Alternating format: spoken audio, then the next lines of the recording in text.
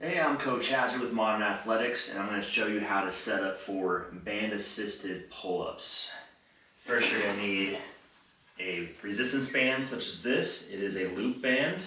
What I want to do is I'm going to take this, wrap it around the bar, and I'm going to go right through the hole in the opening, pull it tight, and now I have the band ready to assist me, which is essentially just taking load off the body. A pull being very difficult, you're pulling your entire body weight, so the band can provide a certain degree of assistance. So whatever this band's resistance or assistance it provides, I'm just subtracting that from my body weight. You don't need to worry about it. But if you are really precise, you can definitely track that. But what I'm going to do, there's two ways I can go about this. By default, I'm going to start with my knee in to provide that assistance. I want to make sure that I don't let my knee come up like so. I want to keep that knee flat and down as if my legs were straight, and then I can begin my chin up. Okay, now if that's too difficult, you could use a stronger or thicker band, or I can do the foot in. Now this is probably one of the more challenging aspects of this exercise is getting your foot in. People lose their balance or have a tough time pulling the band down.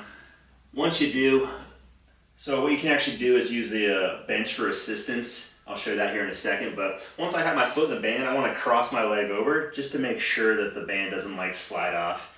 It could happen. It's happened to me once, left a wicked mark, not a scar, but it definitely was not pleasant. So now that I got my foot in there, I can do more band assisted chin-ups.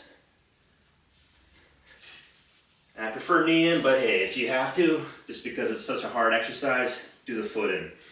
What you can also do is combine bands.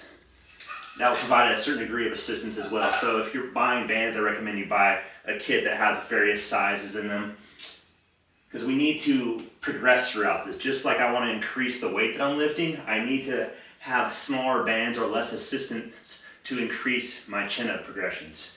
Okay. Another option, if you have a rack, you can take a thicker band and string it across the rack, and then I can step into it like this and provide that assistance. You could do knee on. You could do the knee on there as well, but that provides another type of assistance.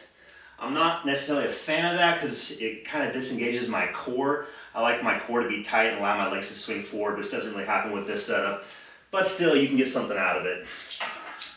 So what I was saying is, because I'm tall and this bar is low, it's easier for me to grab, but most often the chin-up bar is going to be too high for you, so I need to be able to get in easier. So once again, I'm going to pull that band around, loop it through, pull it tight. Okay, I want to make sure that I have room for my body to hang, that the bench is not in the way, but then I'm going to step into that bench, put my knee in there, and I'm essentially just going to drop off the edge here, and now I can do my chin-ups. Okay. Now, a chin-up is generally underhand or reverse grip. That's where I recommend people start. Some people might have some difficulty with that. Maybe their forearms are tight or they have some elbow pain, things like that. So you can do the overhand, which is called a pull-up, but who cares? It's a pull-up, it's a chin-up. Just think underhand or overhand. If you have the grips, you can do a neutral grip as well. I say try them all, but it's okay. Just pick one for now and just work on developing the chin-up using various bands.